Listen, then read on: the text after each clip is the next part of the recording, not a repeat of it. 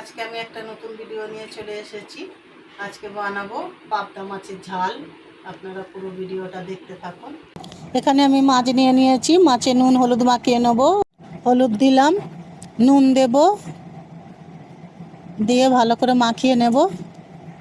মাছটা আমি ভালো করে মাখিয়ে নিয়েছি। মাছটা আমি লাল লাল করে ভেজে নেব। কড়া গরম হয়ে গেছে, কড়াই তেল দিলাম।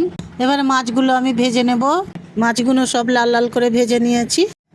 এবারে পরিমাণ মতন তেল দেবো কড়াই। কালো জিরে আর শুকনো লঙ্কা ফোড়নে দেবো, দিয়ে পেঁয়াজ কুচি দেব। পেঁয়াজটা একটু ভাজা ভাজা করে নেব।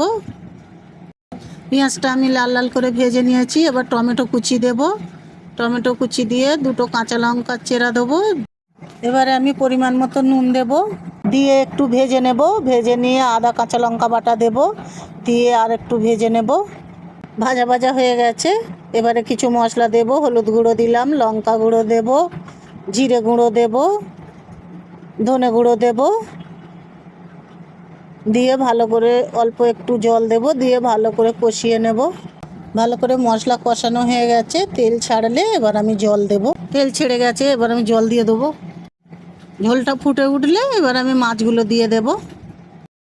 ঝোলটা ফুটে গেছে, এবার আমি মাছগুলো সব দিয়ে দেব। মাছটা দিয়েছি, ঝোল ফুটে উঠলে নামিয়ে নেব। পাবদা মাছের ঝাল রেডি হয়ে গেছে, এবার আমি নামিয়ে নেব।